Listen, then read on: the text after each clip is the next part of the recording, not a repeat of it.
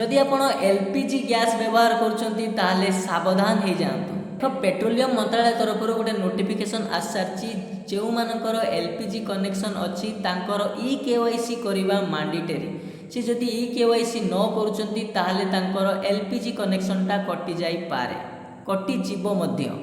तो आपण मैंने केमिति निज मोबाइल माध्यम घरे बसी LPG gas connection e KYC को कंप्लीट करेंगे पूरा स्टेप बाय स्टेप प्रोसेस आज मुझे आपको कहीदेवी।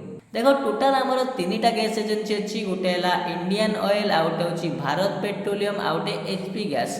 टोटाल तीनोटी गैस एजेंसी अच्छी। तीनोटी गैस एजेंसी मध्य आपण कौ गैस एजेंसी रे कनेक्शन नहीं।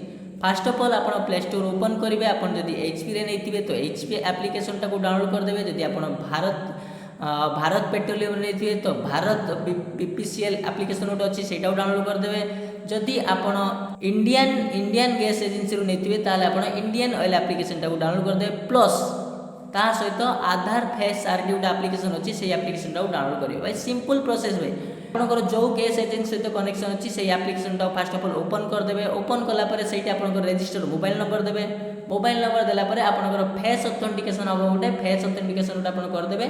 फेस कैप्चर है आपंकर ई केवाईसीटा कंप्लीट हो भाई। सिंपल स्टेप भाई आपको कौटी भी जावा पड़ो आप घरे बसिकी आप निज मोबाइल माध्यम ई केवाईसी को कंप्लीट करेंगे।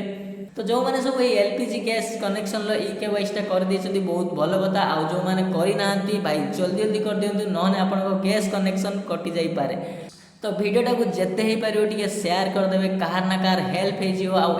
इनफॉर्मेटिव वीडियो देखा फॉलो निश्चित भाव करदे। जय जगन्नाथ।